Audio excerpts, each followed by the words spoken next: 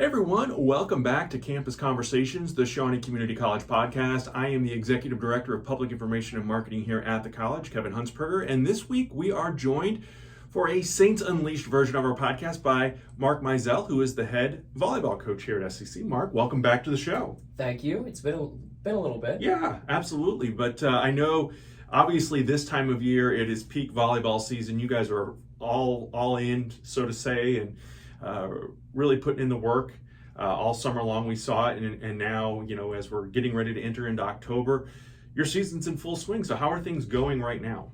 Well, we had a little bit of a rough start. We had our setter, Olivia Tapscott, the setter is probably the most important position on the court. She went down with an injury the day before our first game, and then Reagan Eigenrau, our main outside hitter, she went down a couple days later. So, we kind of had the schedule set up where we were going to kind of build into some of the bigger games and, get into the swing of things. And so then, we have 14 games, and then we can start the season proper. And, just sometimes people don't understand, like, in volleyball terms. And so I would compare it to, like, the Bulls are starting their season in the 90s, and Jordan and Pippen both go down. So Jordan and Pippen are back. Yeah. So, and then I think we had a lot of people who really stepped up and performed for us. And the record might not relay that. But I can absolutely confirm that there were people who had to step into positions that they weren't fully equipped for because, of just things going wrong. Sure. And so we're all healthy now, Yeah. and we had that win against Rin Lake, and I felt like we played pretty well last night, so I'm hoping we can get back into the swing of things. Keep that going. That you brought up something interesting, because I think every sport is like this. When someone unfortunately does get injured, while you have to acknowledge that and help that person, that player, that athlete improve and get better, that also then creates opportunity and maybe also forces you to switch the strategy, because you plan ahead and you know kind of what you're going to do, who you're going to play. So talk a little bit from the coaching perspective of how injuries impact not just that day's game or that week's game, but also maybe a several week or several month strategy moving forward. So we did have several freshmen come in key roles, and so I was kind of toying around with moving some sophomores around in new positions, just because of the people who we lost last year through graduation or other means. And so, I had Hannah Gideon, another sophomore. Yeah. She played middle blocker for us last year, and that kind of allowed me to see her because Reagan was out. I let her play a little bit of outside hitter and got her a lot more touches, and she came in and fully surprised us with how well she played in the back row.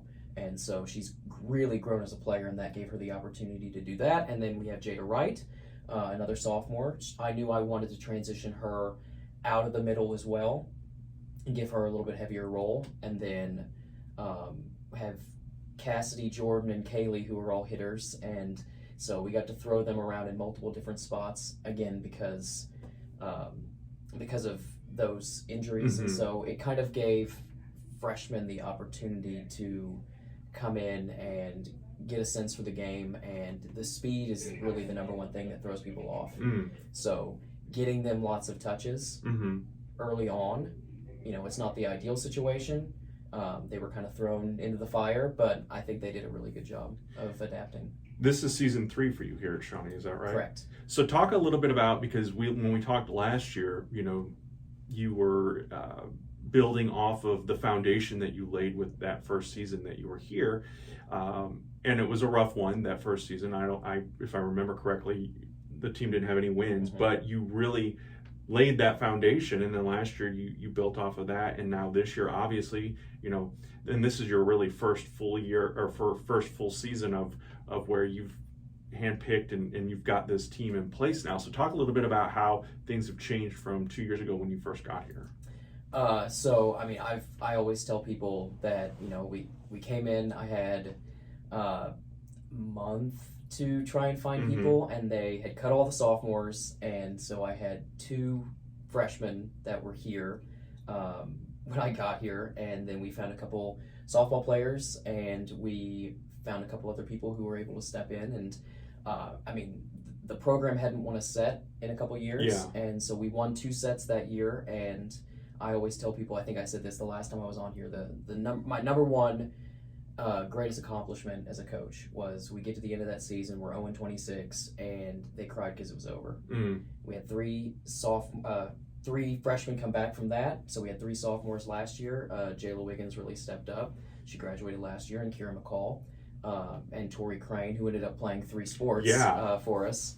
And so they did an excellent job of taking that energy and taking that amount of buy-in from year 1 into year 2. We went 9-19 last year, which was, I mean, a huge leap. Sure. And so this year I think we're sitting at 2-15. But you know, when we managed to beat SIC even without Reagan and Livy, which was awesome. Beat Rend Lake their 2nd game back. So last night was their 3rd game back. So we're still trying to work out some of the kinks that we worked all early August on one thing, and then at the last second we got to switch over to something else. And talk about the importance of building that team bond, that spirit, that camaraderie before the season officially kicks off. I know you're conditioning and working out, and some of these young ladies have never played with each other before. Some have done club play or whatever, and maybe high school or at least competed against each other. But then some of the ones who maybe aren't from the area, this is all a whole new experience. You're throwing in a college, you're coming to college, so you have classes and all, it's much different than high school. And then you're now playing with a new group that you maybe weren't accustomed to when you spent your 4 years in high school. Well, I have a really good group of sophomores. I think they did an excellent job of trying to bring everybody in, and they have an intensity to them. And I think at first that was kind of like oh wow, like these guys are crazy, and then they immediately, sucked them into the amount of energy that they show. So I know Chloe Jackson, she is a military kid, so she's bounced around the country. So she was actually living in Guam at the time that she was recruited, and so then she comes in here, and she's only in the contiguous United States for a week. That she moves down here, living in Vienna, and it's just a whole new thing. So how do you find a player in Guam? She shot me an email. Really? Her family is originally from, I believe, Harrisburg. Oh, okay. And so they were already contemplating moving back over here. I think her dad is up at Scott Air Force Base now. Sure. But no, it's just, and that's what everybody always asks me. And, we're only allowed to offer athletic scholarships to players from the United States. We're not allowed to recruit internationally. We just can't give them a scholarship. Gotcha. But Guam is a United States territory, so that was one thing that I had to explain to people. I was like, no, it's okay. You had to throw in a little high school civics there to figure out, or to make that deal happen. Yeah.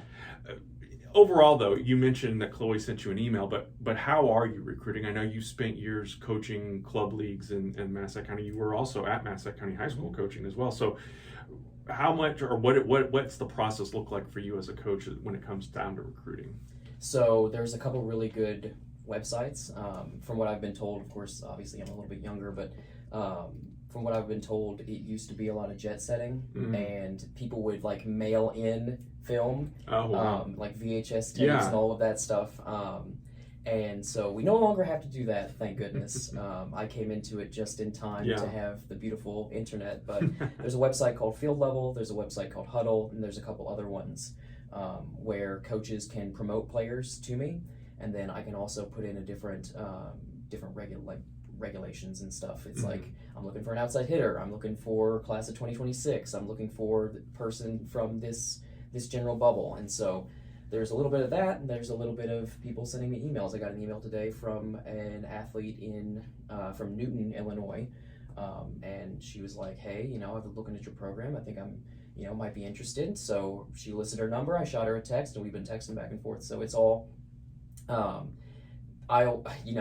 I'm not really going through email, just because, for kids, their phone is glued to their hand. Right. Yeah. So I know for a fact, if I message, hey, this is Coach Mizell from Shawnee Community College. How are you? I know that they're going to see it. Mm-hmm. Sure. So then it's just kind of a little bit of text chain. And I mean, I share an office with the new baseball coach, Matt White, and he is a recruiting guru. I mean, that was his thing up at IC. So he has helped me a lot, and he's given me a lot of pointers. He's a great resource, and we're going to have him on the podcast very soon as well. But he got here to Shawnee, not unlike you did when you started here, and had 6 returning players, and has built a roster of, I think, 32 now. And we'll talk more to him about that.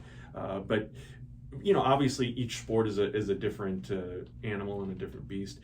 Have you found when you are getting these emails, has that increased the people reaching out, or the players reaching out to you, because of the success that has been happening over the last couple of years with this program? Because as we mentioned before you got here, it had been years since they'd won any sets, and that first year you win a couple sets, and now you're winning games and getting a little more comfortable, I think, here with the way things go. So has that increased the outside interest? We know obviously the kids in our 12 high school in our district know about Shawnee Community College, but you're hearing from folks, obviously someone from Guam. So I'm guessing part of that success is also being seen beyond just our counties here in Southern Illinois. Well, and you mentioned my time at Massac. I went to high school. I graduated from Massac County High School. I was a volleyball manager from my freshman year all the way to my senior year, and that's kind of how I got into coaching. Mm-hmm. Assistant coach at Massac for 4 years, and so I went to just everywhere. I mean, everything in the SIRR conference. All of those that used to be 12 teams, now it's 11 teams. And then going up to tournaments in Fairfield, tournaments in Benton, and different things. So I've known people, and I know a lot of people in the area through club, through high school, and so after that, especially after last year, but even after that first year, I mean, I would go up to a tournament and I'd have coaches come up who have known me, and they congratulate and say, hey, you're doing a great job down there, keep it up. And so I think that exposure, and just it's all about connections. Yeah. So having those connections in Southern Illinois, because I've been a part of the Southern Illinois volleyball family because I was a manager for about a decade now. Did you play? I know, I have friends in the St. Louis area whose kids played males. There, there's men's volleyball, and I didn't think there was men's volleyball here in Southern Illinois. But so you never played? You just had a passion for it, though.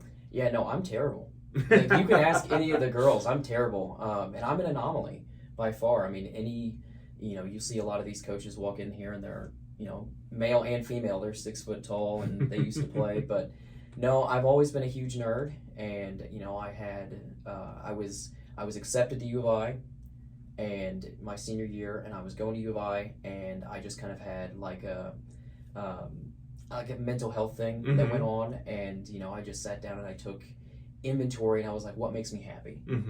And I was like, I love Coach Miller at Massac, and it just really felt like a family. It still feels like a family, and I felt at home there. And so at the last second, I was like, I'm going to stay home and I'm going to help coach. And I spent a summer, and I kind of flew by the seat of my pants, and I read a lot and watched a lot of videos and listened to a lot of podcasts. And I will always say I am a product of everyone else but myself. I am trying to get drills from the best clubs. I'm trying to get drills from the best high school teams, the best college programs. Like I don't claim anything of my own, because I've had to kind of build myself from scratch, because I didn't have that foundation of playing. I find it fascinating that you didn't play and you have this passion for it. So what was it?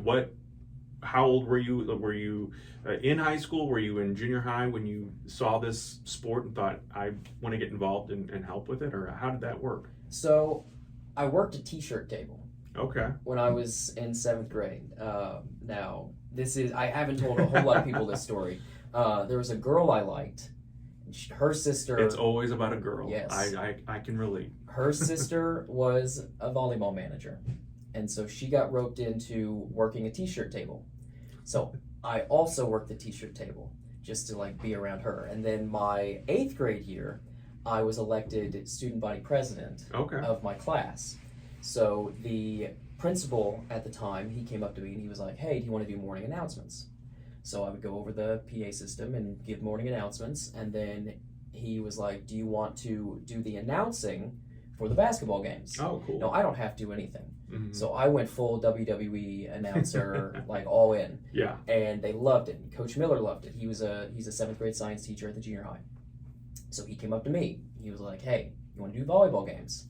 So I started doing that, and then my freshman year, I started traveling with the team. I started keeping book, Okay. being a manager. I mean, just like carrying coolers and helping out in any way that I can. Sure. And then once I learned, through keeping book, you learn a decent amount about the game. Mm-hmm.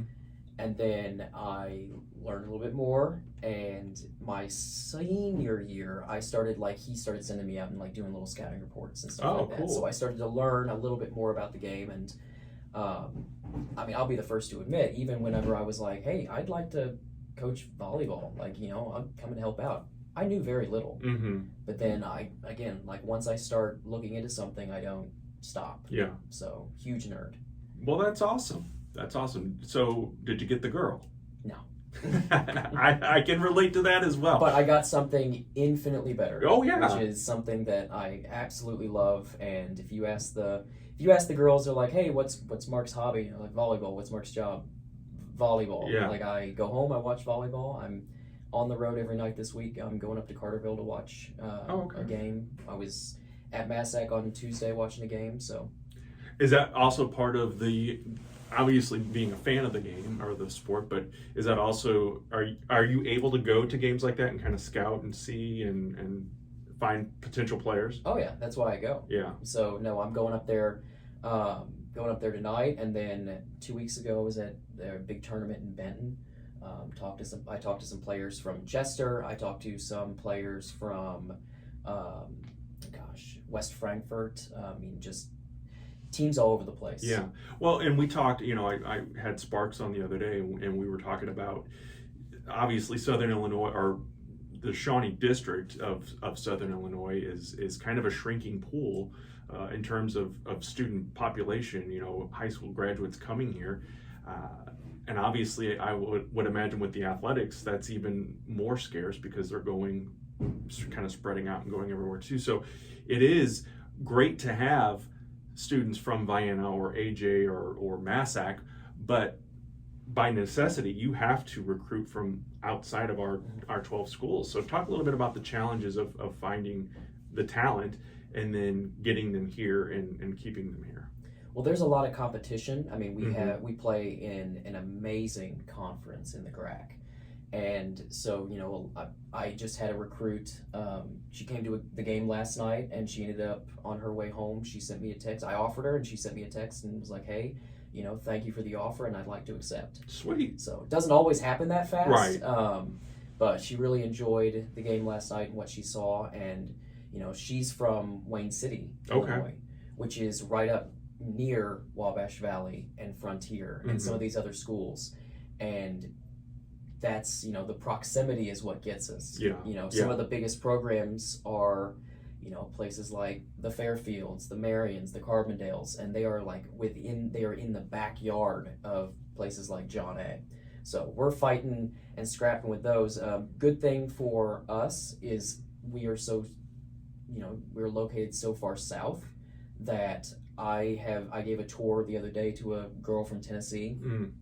And I've talked to a couple other Tennessee girls, and Kentucky, Southern Missouri. I have Olivia Tapscott. She's from Paducah, so there's one Kentucky, and then Callie Hardman, one of our freshmen. She's from over by Kansas City. Oh, wow. So it's not just trying to work from here, but it's also trying to find some things in Kentucky and Indiana and Tennessee, those other states that we are a little bit closer to, and they're a little bit farther from. Yeah. Nice. Well, we see the crowds and fans come here, parents and grandparents and siblings and relatives traveling here, and obviously our other student athletes often come out and support our teams. But talk about the importance of a crowd being here and supporting, whether it's girls from the district, or once they're here, they're part of the Saints family. So it's important to come support, whether their home address is someplace like Guam, or if it's right here in Ullen. So it's important for you as a coach, I'm sure, and as your players, to hear that roar of a crowd. Well, we have an amazing volleyball gym. Everybody always wants we go to Vincennes, they have this massive gym. It's like, that's not good for volleyball. Okay. Volleyball is still a growing sport, Mm-hmm. and you have these massive stadiums, and you're not going to fill them. Yeah. So having a place, SIU Davies is amazing. It's a little bit more intimate. It's a little bit more closed in.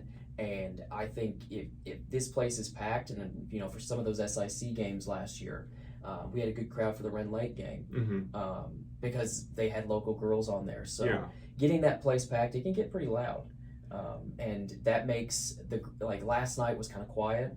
Both teams were quiet, but in contrast to Ren Lake, where both teams had to be loud, and then in the fourth set, and we were really competing. I mean, one of Reagan was yelling like, get louder, and then as we got louder, they got louder, and so on and so forth. So, I mean, my family comes to the games. Sure. My mom comes, my stepdad comes, my dad comes to pretty much every game. My aunt and uncle have started coming, and so my family had nothing to do with volleyball. Then they don't know a whole lot. Sure. But they're big volleyball fans now. And so it's a sport that anybody can get into, and the average time for a rally is 6 seconds. Okay. And so I would say it's similar to football with even less stoppage of play. Yeah. So it's super fast, and there's no halftime. It is just go. Yeah. And I think it's with our shortening attention spans as humanity. Sure. With the clickbait culture, volleyball is a clickbait sport. We went to 5 the other night, and that was like a 2.5 hour, thriller. But it's 2.5 hours, but there's very little. Timeouts are a minute long. Yeah. There's 3 minutes between each set. There's very little downtime.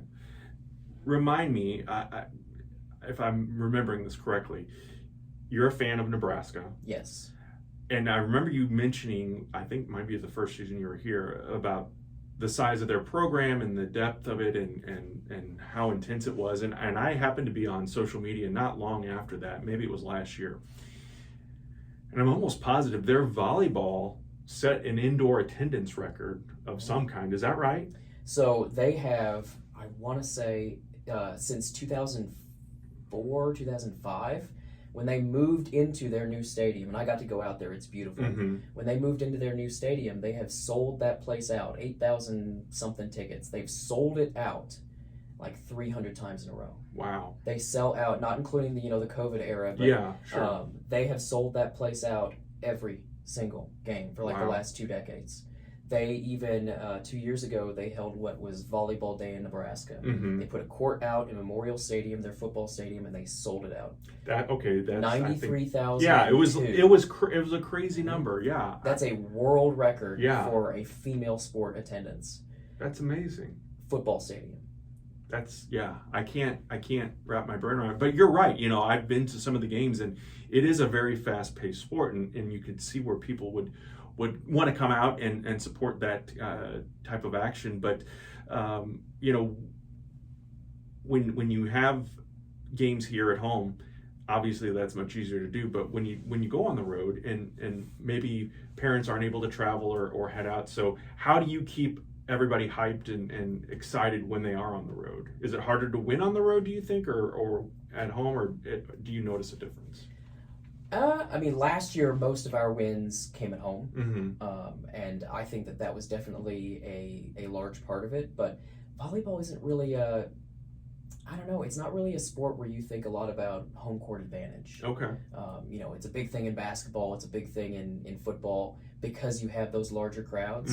But since we are still kind of growing as a sport, and you look at the big D1 programs, they're packing the house. But for us, now in high school, you go to places like DeCoin, you go to places like Carterville, it's hard to go in and, for Massac, it's hard to go into Massac and win. I've said that for years. Murfreesboro is a hard place to go. So those are more than for us, Mhm. I think. But I mean, Wabash, they were rowdy. Lincoln Trail can be rowdy. Lakeland is hard to go in and win at Lakeland. Mm, So there is a little bit of that, but sure. I honestly think it's a little less pressure Mm, when you go on the road, hmm simply because there is that like, okay, like I'm not doing it in front of people that will know me, and it's a little bit more freeing. There's less stress. We don't have to put up the net. We don't have to put up everything. We can just show up. We play volleyball. It's much more of like a club experience. What is a misconception, maybe the biggest misconception that you hear from people that they don't understand about the sport? Oh gosh. Well, spike. Nobody says that. In the United States, nobody says spike. Okay. Like I'm telling you right now, That is a misconception because Yes. I would have called it a spike. because the whole thing is bump set spike. Nobody really says bump. Nobody really says spike. Now internationally, instead of saying hitters, they'll say spikers. But maybe this is a regional thing, but I really don't hear a whole lot of people say, at least that are in the know, Mhm. like bump set spike. Yeah. It's hit, or kill the ball, or all these other things. Yeah, I've heard you. I've been out there while you guys were practicing, and I've heard, and now that you mention it, I've not heard spike come out of your mouth. So that's an interesting thing. We learned something here today on Campus Conversations. Mark, is there anything else you want to add to this week's episode before we put a bow on it? Well, we only have 2 home games left. Okay. Our Bill, he's the coach at Shawnee. He set our schedules up, and he loaded us up with home games there at the beginning, and we're road warriors for the rest of it. So we have Frontier. I want to say on October 4th, somewhere in there. Mhm. That'll be a really good game. They are doing really well right now. And then we will have our sophomore night in the third week of October, and that'll be against Wabash Valley. They are somebody that, we really put the pressure on at their place, but we didn't have Livy back yet. And so I'm really hoping that, now with a little bit more experience and getting into the swing of things, Mhm. that we'll put on a really good show, and I'm thinking we can win it. So, That's awesome. And so I guess too, a lot of the games that you play, I know you travel to Vincennes and some places that are a bit further and maybe out of state, but for the most part, everything's pretty close and within driving distance. So if anyone in this area of Southern Illinois wanted to travel to John A, for example, or some of these other schools, it's not a terribly long drive. And again, you're going to get a good night of entertainment for it for sure. Exactly. And it really, honestly, when you look at, football games, basketball games, it's kind of cheap to get Yeah. into volleyball games, because again, it is still a growing sport, but it is the fastest growing female sport, other than team sport, especially. Other than track, it has the highest participation rate nationwide. That's At the awesome. high school and the college level. You have track teams, there's 100 people on a track Mhm, team. Sure. But when it comes to team sports, it's the fastest growing, and it has the highest participation of any sport. So I think we're in the golden era of volleyball. Mm. I feel like I got into it at the exact right time, and I think the sky's the limit. All right. Well, Coach Mark Mizell, we wish you the best of luck with the rest of this season. And if you want to check out the athletic schedule, be sure to check our website, shawneecc.edu, and you can click on the athletics link, and that'll take you to all 5 sports here. But check out that volleyball page. Come out and support the Saints, especially on sophomore night, and we will have more details on our website, so check that out, or social media. Thanks for listening and or watching to this week's episode, and we will catch you next time. Thanks for being a part of Campus Conversations. Be sure to leave a review on your favorite podcasting app, and if you have questions or concerns, contact us at shawneecc.edu.